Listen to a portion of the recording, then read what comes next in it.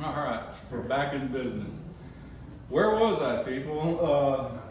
This is the part of the entire endeavor of BobDoll Inc. that I like the most is teaching people how to draw. And the reason for that is, well, I kind of view myself as less of an art teacher, the traditional kind that you have in high school and the professors in college and so forth. Less of that and more of a coach, an art coach, because so much of drawing is up here. It's not so much, it has less to do with talent and ability as much as it has to do with what's up here.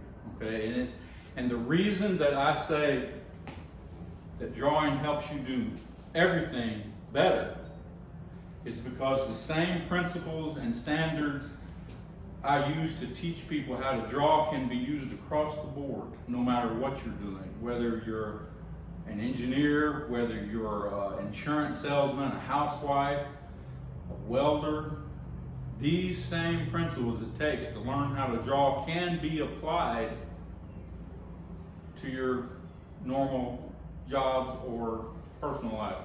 Now, I have to say also that by learning how to draw, not only do the principles and standards of drawing help you in your jobs or careers or businesses, but by actually learning how to draw, it will help you to be a better whatever you do. Okay, and let me explain why. Drawing takes focus, creative thinking, problem solving, mindfulness, attention to detail, mindset, and self-efficacy. These are all qualities that you have to possess to succeed at pretty much anything. One of the philosophies I teach about drawing is you don't say, I can't draw that. You say, how can I draw that? So many people come up to me and when I'm offering classes or offering to draw them as in the form of a caricature, same old rote, I'm no artist, or I can't draw a straight line, or I'm already a caricature, something like that. I hear 1,000 times a day. But first of all, if you were an artist, you wouldn't be taking my classes. Okay, this is basic stuff that I teach. And if you're an artist already, when you join my class, you're not going to be interested in what I do. To draw a straight line, you need a ruler. So everybody, as long as you can hold a ruler, you can draw a straight line. And besides, when it comes to drawing, there are no straight lines. And the whole thing about I am a caricature, that's just a facade. They're just scared to sit in the hot seat. Okay, they don't want to be made into a cartoon. If you think you can draw or you think you can't draw, well, you're right. You can apply this to anything in life. If you think you can't sell insurance or you think you can sell insurance, you're right. If you think you're a good mechanic or you think you can repair a car or change a tire or you think you can't change a tire, well, you're right about that. So this is something else I teach in my classes. And don't let perfect get in the way of being good. Nobody's going to be perfect at what they do, but the thing about it is that if you focus on the process and not the result, while you're learning these principles and standards of learning how to draw, you're focused on the process of using those principles and standards in drawing. And you're not thinking about the finished product. And isn't that true with whatever we do? Drawings fail because of poor habits and lack of planning, not because of lack of ability. Drawing, just like everything else, you got to figure out what you're doing. You got to figure out what you want to do and how much time you're going to put into it. You got to make a plan and stick to it. It has very little to do with the ability to draw. If you follow the principles and standards that drawing teaches, well, you're going to get good results, whether you think you're a good artist or not. You sit down and take care of it. And when you're staring at a blank sheet of paper and you don't know what to do, just start drawing. When you wake up in the morning and you're staring at a blank day, you don't know what you're going to do, you just got to start doing something. Whether you have a plan or not, you got to start making a plan, and you got to work on that plan so you can see there's a pattern of how art sort of can be transposed into your daily life. Draw, fail, draw again. Again. Whatever you're doing, whether you're welding, whether you're a carpenter, selling shoes, practice. You just got to continue to do the same thing over and over again, and you will get better results. You'll get better at what you're doing. There is no I'll do it tomorrow with drawing. You do it today. When you're taking a drawing lesson, if I'm either standing in front of you giving you a how to draw lesson, or if you're even looking at a how to draw lesson on YouTube, if you don't pick up that pencil at that moment and start practicing these methods, you're not going to learn anything. You can't wait till tomorrow to learn it. By then, it's over. It's gone. A lot of people have this notion that I'm a welder, but I'll learn how to make that better weld tomorrow, or I'll sell better insurance tomorrow. Maybe you can get away with that, maybe you can't. But the point is to start now. Heads up, head down, pencils up. Okay, you got to start doing it immediately, or else the moment's pretty much past. And there is no fake it till you make it in drawing. You can't fake being a good artist. If you're trying to, especially if you're trying to sell your work, you know, if you're an 8-year-old Johnny and you draw a nice, you know, drawing with your crayons, Granny's going to put it up on a refrigerator, no problem, okay? Yeah, wow, Johnny's such a great artist. But if you're sitting down and you're trying to draw for money, or trying to draw as a gift, and you draw a picture and you're just not a very good artist, people might be polite, but they're not gonna like it. So you can't fake being a good artist. You can't fake much of anything, in my opinion. If you're a fake at what you do, no matter what it is, you're going to be found out. So that goes back to practice, practice, practice. Whatever it is that you do. This is so good. I don't know if y'all know who Oscar Wilde was. He was a playwright from a very long time ago, but he was a wisecrack, and he had a superior attitude, but bad artists admire each other's work. That kind of goes back to what I just said. You can't fake being a good artist. You're either going to be a good artist, or people are going to laugh at you behind your back. And I see the funny thing, just a little story, is I see online. I'm a part of some artist groups online and some cartooning groups and so forth, and people will put up a drawing that, in my opinion, is just hideous. It's something that a 3-year-old probably did, and the comments in the bottom section, which is probably the policies of the group, no negative comments and that sort of thing, but the comments under this drawing, which in my opinion is, I'm giving this double take to, something I wouldn't even post. That's embarrassing, and people are saying, oh, that's so good, you're so talented. Well, I'm not going to put anything negative, but that's ridiculous in my in my opinion. But I don't write that, believe me, but I'll probably show it to my wife and say, look at this, Tracy, they think that's good. And we have a big laugh. The principles and standards applied to learning how to draw helps you apply the same disciplines in whatever your field of endeavor. I think I've gone over that a couple of times. When it comes to back it up a little bit. The other back. Technical difficulty. All right. When it comes to art instruction, it's not that hard, really. This is a drawing of a student of mine. It's a before and after.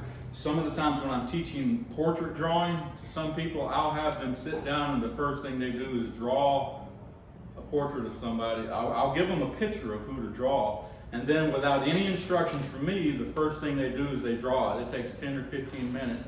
And then after the class, which lasts about an hour, I compare the two drawings. And this is after 1 hour, a student of mine did this, and y'all can pass it around, but you can see just after taking 1 hour of drawing instructions, the vast improvement that a person can make just by following certain principles. And Red, if you want to, just show everybody else.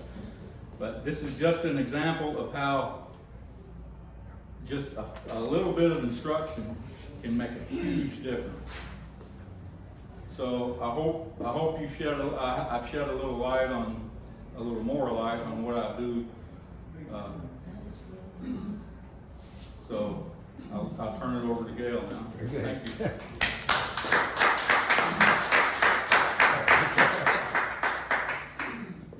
So rather than just caricatures and drawing, we got some career and life lessons. Thank you so much. So, our next speaker is Red O'Loughlin. Now, rather than being in the medical industry or being a physician, Red is a researcher, and he works on cause and effect rather than on symptoms. He is a retired Navy captain, flew airplanes in the Navy, 31 years, 61 different countries. He's been married for 53 years, has 2 children and 3 grandchildren. He has 5 academic degrees and 7 certifications. He's a book strategist, written a number of best-selling books, and now he teaches others how to write the book. So we've got a number of them. I guess my favorite probably is The Joy of Ageless Health. It teaches you how to live longer and healthier. So we are recording this information, and we'll be sending you a copy of that. So help me welcome Red O'Loughlin. Thank you very much, kid. Really appreciate that introduction. The Joy of Ageless Health talks about the things that you can do in your life to increase your health and longevity, stress, toxins, radiation, infection, inflammation, diet, expectations, and I'm going to be talking about expectations today as part of the mindset. My other book on longevity talks about the 2 primary causes of aging and what you can do to accelerate or decelerate the aging processes in your body. And the one book today that actually covers the topic that we're going to talk about is No Matter What You Can Do It. And that book is the basis of our talk today, which is on mindset. Mindset, it's our belief system. It shapes what we do, who we are. It's basically the road we go down every single day. So as we're looking at things, whatever kind of mindset you have, it is what leads you to your success. A prosperity mindset and a poverty mindset are not dependent on your financial condition. A prosperity mindset and a poverty mindset does not depend on how much money you have in the bank or how much money you can make. But we also talk about it as mentality, outlook, ethos, etc. Goals. When we're looking at goals, if you have a positive mindset for what you're doing and you're trained appropriately, it becomes very easy to find success in almost anything you want to do. But the mindset you have has to align with the goal you want to accomplish. You can't have a poverty mindset and expect to be making $1 million a month. The two disconnect. So you have to have that alignment. And when we're looking at alignment, one of the best books, in fact, actually the very first book I ever read on personal growth, in an earlier life before I was speaking and writing on health and wellness, I went around the country speaking and writing on self-esteem, self-improvement, motivation, those kinds of things. And this is the first book that I wrote on that, No Matter What You Can Do It. Well, I got almost everything in that book from Dr. Maxwell Maltz's book, Psycho-Cybernetics. Psycho-Cybernetics is basically being able to steer your mind in the direction you want to go. This is book 1950 or 1960. It's been around for a long time. But Dr. Maxwell Maltz was a cosmetic surgeon. And part of the problem that he had, he says 19 out of 20, maybe 49 out of 50 of his clients, maybe they had a big scar running across their face. Disfigured, yes. He would fix it, absolutely no blemishes. I mean, a perfect fix. Yet, some people still saw that scar even though it wasn't there. It was ingrained so much in their brain. Yeah, they had a pretty face, but they still saw the scar. That scar was running through their brain. And when that scar was running through their brain, they could not see it. And so that set their mindset. That really interested them. Why do some people not see perfection when it was fixed? They still lived in the past. And we have a lot of that nowadays, even here with the pandemic. We're still with a mindset that's post-pandemic, pre-pandemic, it varies. But as we're looking at things, he found out that the subconscious mind is really what controls everything we do in our life. And that subconscious mind is not something that sheer willpower. Take a smoker. Can you just literally, okay, I'm going to stop smoking. Willpower may work for that 1 or 2 people out of 1,000. It can work, but generally speaking, it does not. Losing weight. Willpower might work, but is it going to keep the weight off forever? Willpower can work most of the time. I'm talking 99% of the time. It does not work.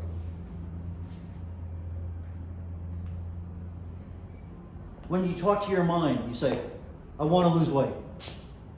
Well, want and needs are words that connect to our conscious being. However, our conscious mind is not in charge of our life. Our subconscious mind is in charge of our life. And you have to use the right words in order to make that change. So if you want to talk to your subconscious mind, you don't say, I want to lose weight. You say, I expect to use weight, or I intend to use weight. You have to have the words that actually talk to the subconscious mind. And when you start aligning your thinking and your subconscious mind along with everything you need to do, things can happen. They don't happen overnight. He found that even the people who didn't see the scars on their face still saw the scar for a period of time. Generally speaking, to change a habit, that habit being seeing that scar, takes about 21 to 30 days for most people. So if you're trying to make a change in your life and you try it every day for 7 days and nothing's happening, you're not trying it long enough. So you have to allow at least a 21-day window in order to have that happen.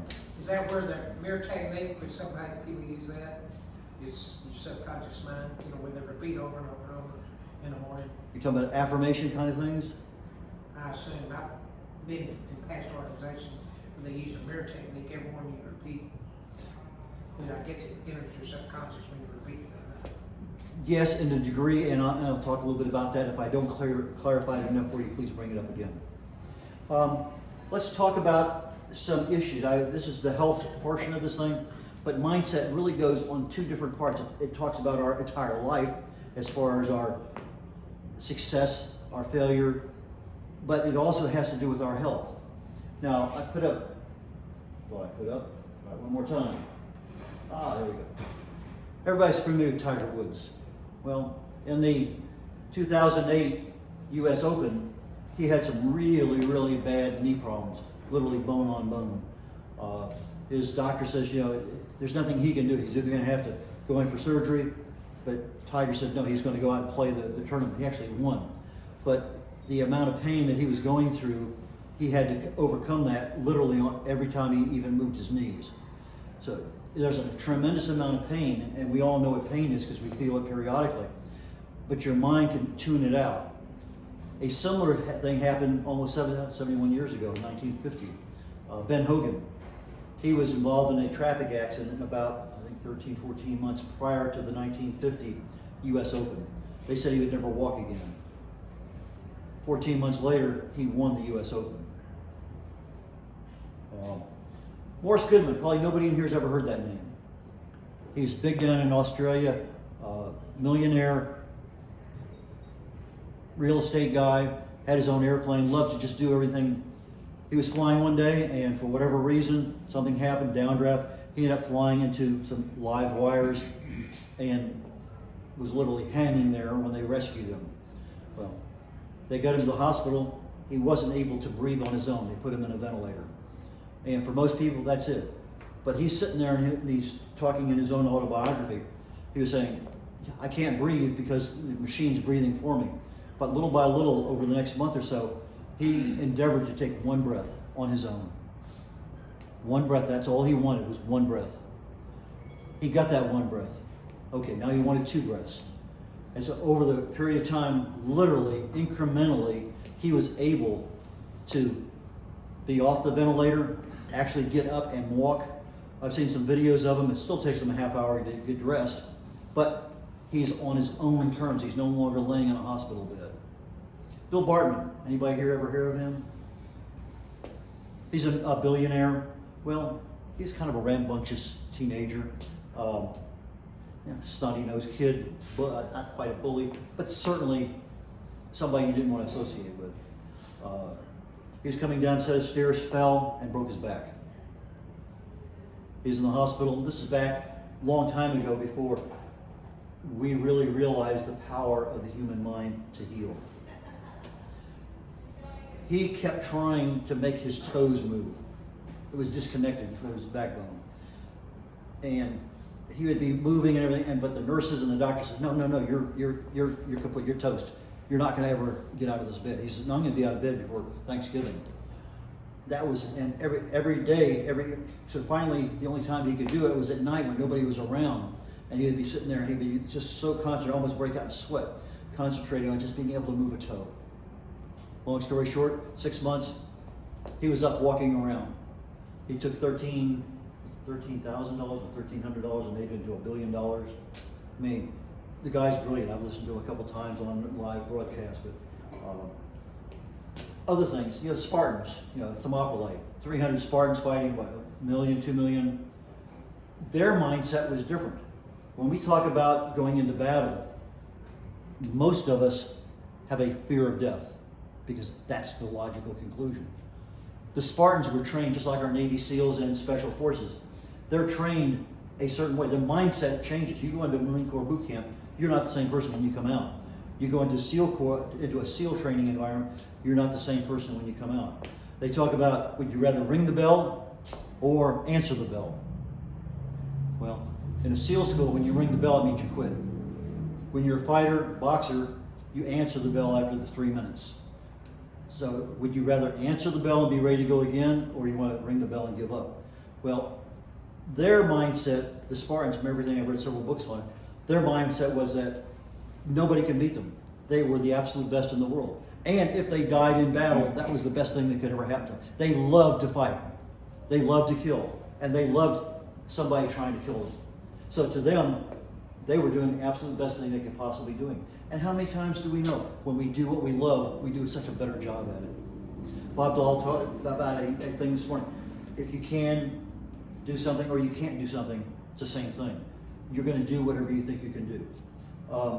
Viktor Frankl, survivor of the Nazi concentration camps, he wrote a book, Men's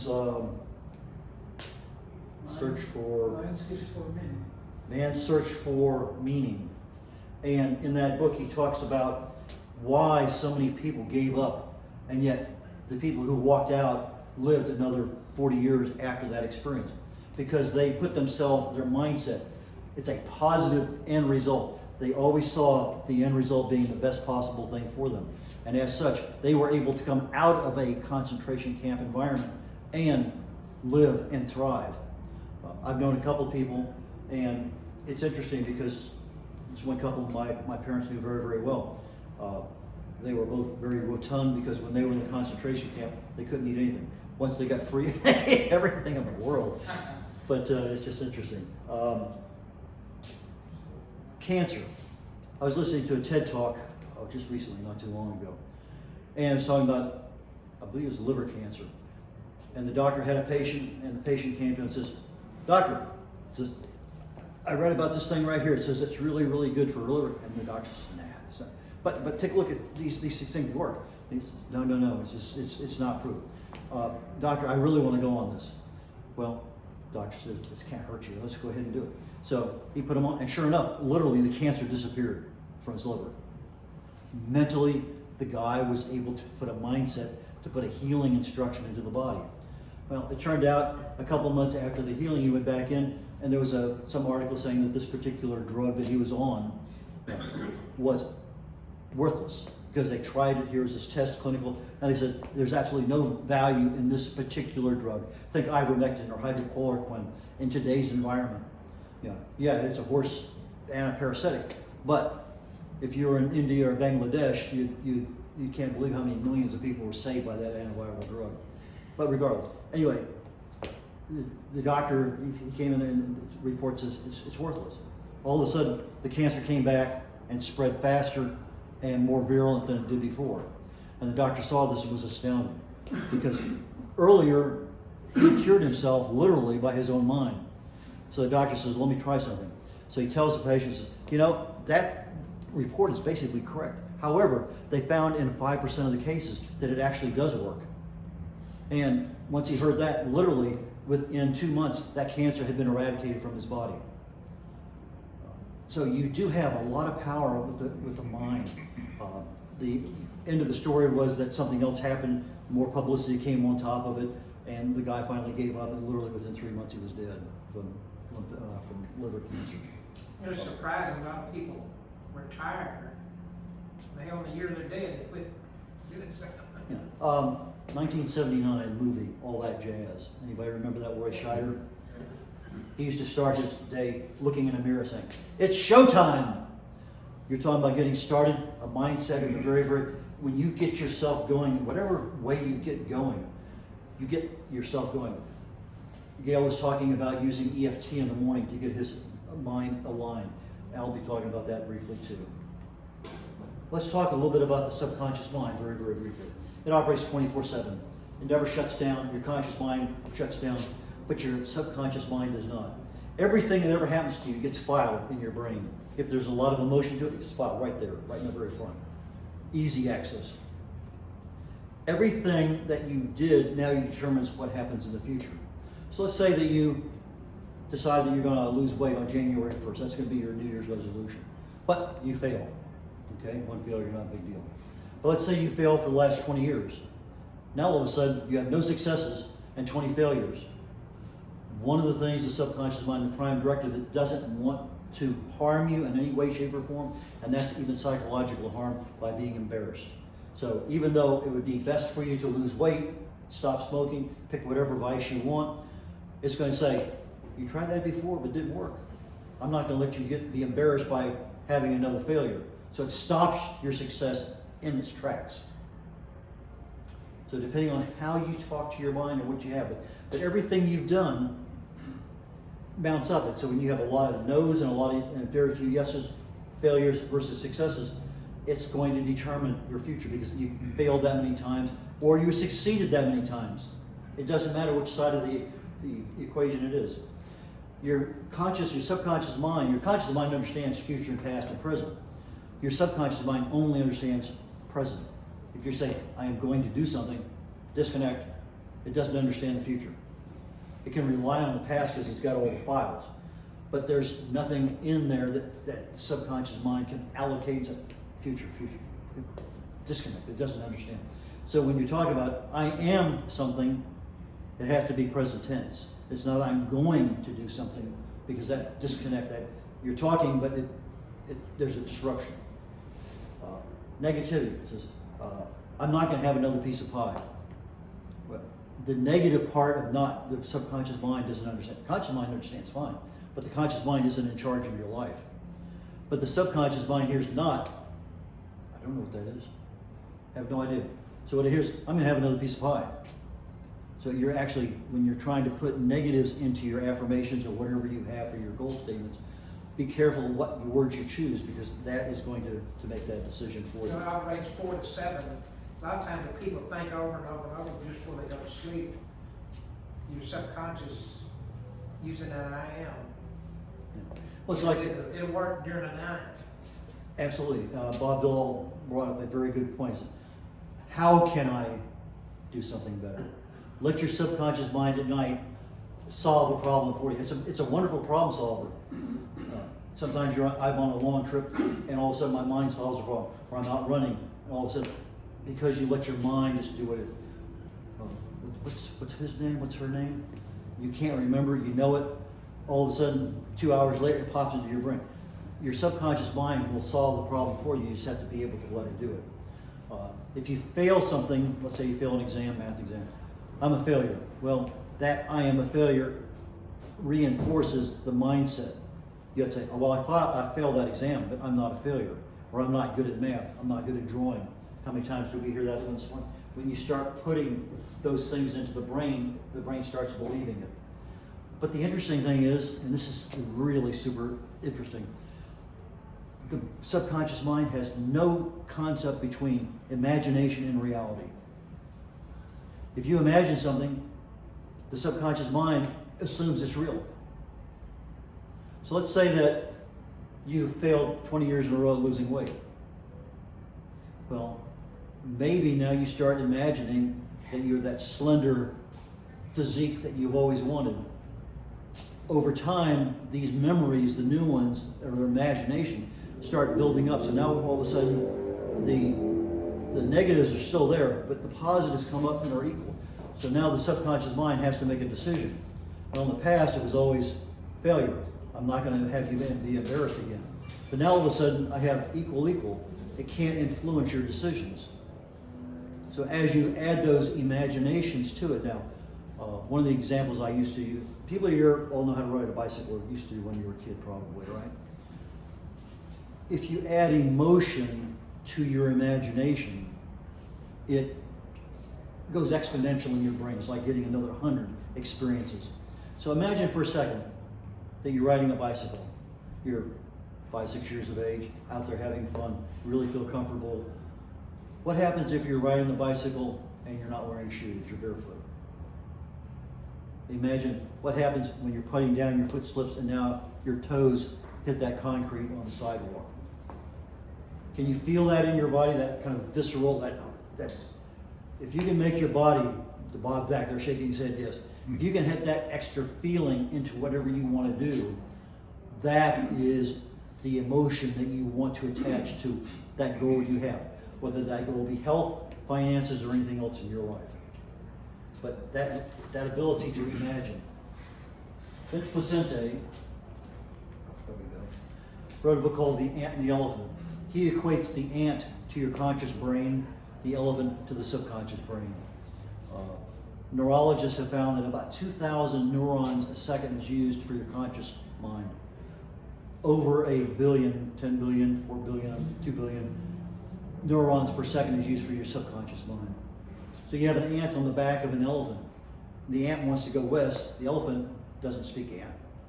The ant doesn't speak elephant. They can't talk to each other. So the ant may be going west on the back of an eastbound elephant. Vince Placente took this thing to a much larger degree. He wanted to be an Olympic gold medalist. That was his real intensity.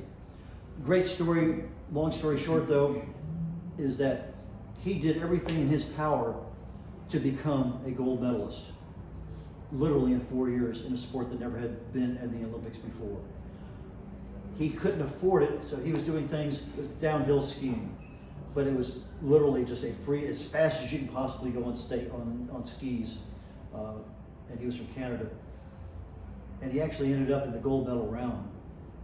But he was doing things, he would put little sticky things on his mirror, on his car, anywhere, door handles, anywhere he came across this little yellow sticky thing, all of a sudden he would stop. And just like that toe that crunched into the concrete, he would get that feeling that he was standing on the stage with the gold medal around his neck. And everybody was shouting and cheering for him.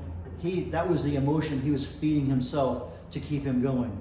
He went to Lockheed, the manufacturer, not Lockheed, Boeing, up in Seattle, and asked him if he could use their wind tunnel to see what is the best position to be in to ski down to minimize drag.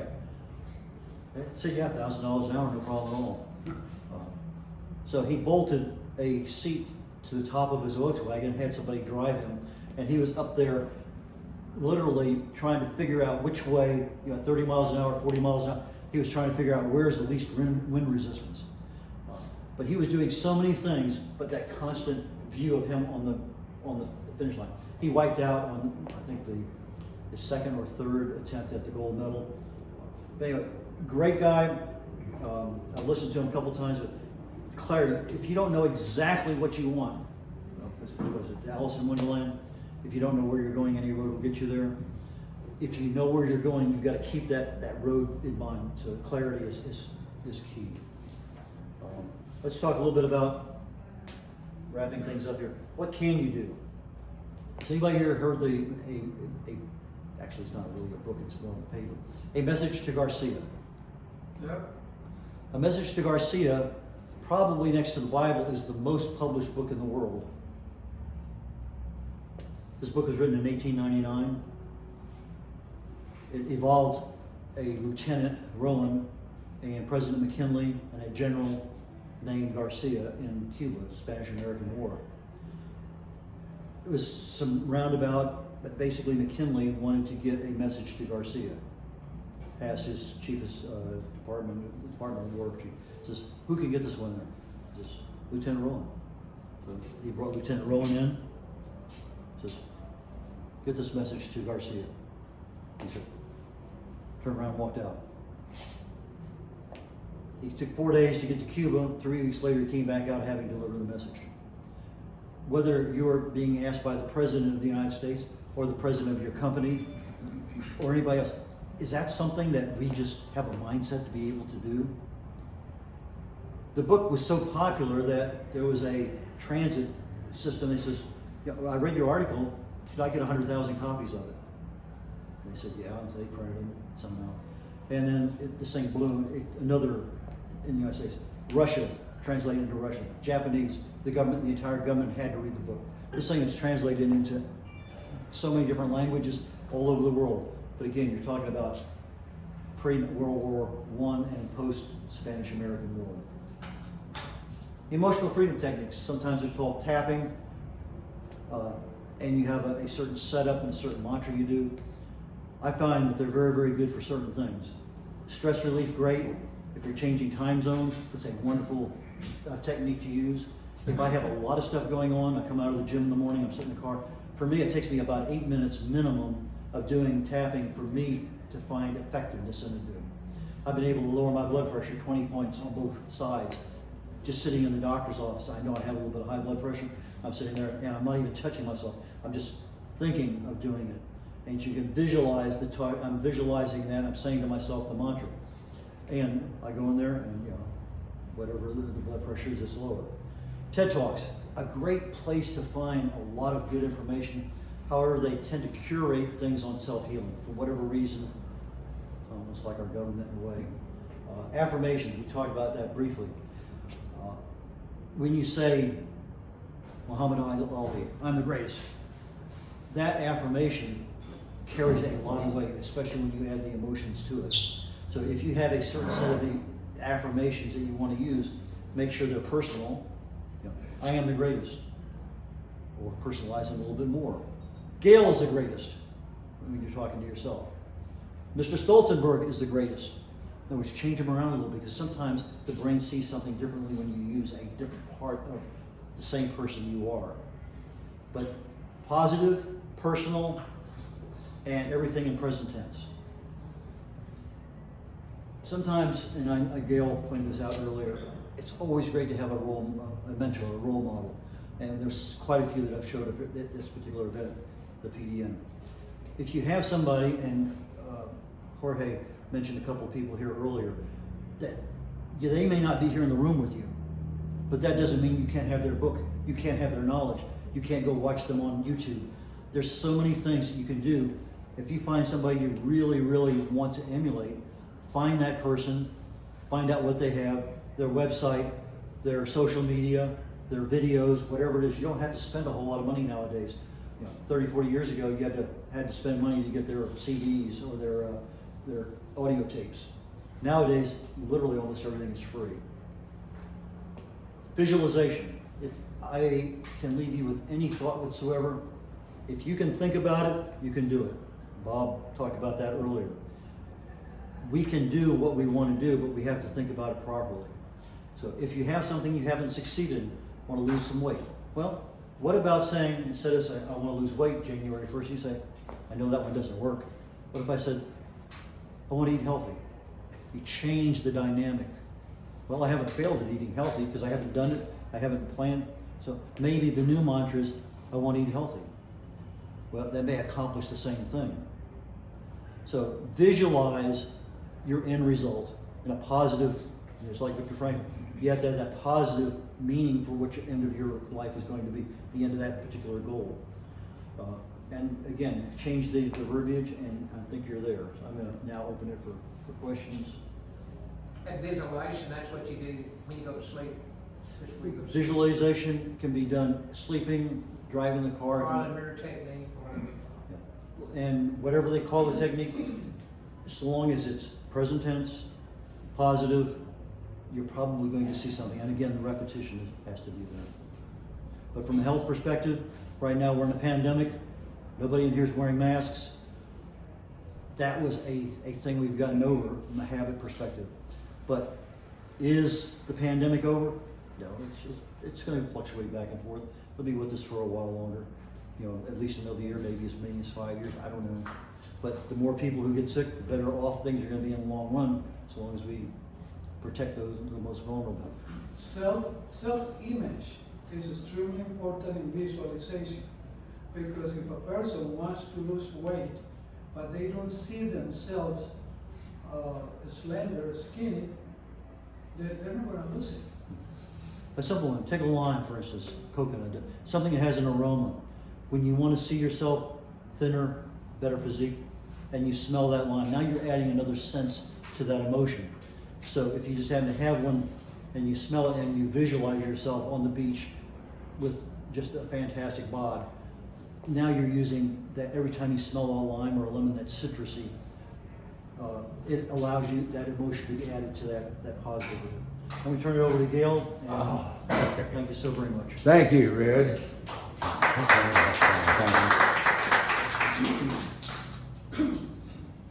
So now you have two great books on your list. One of those by BobDoll, Shut Up and Draw. I think that was his wife's advice. And the second one, No Matter What, You Can Do It, by Red O'Loughlin. I want to thank each and every one of you for being here today, and let you know the next PDN, for Personal Development Networking, will be the second Wednesday of next month. Thank you again for being here.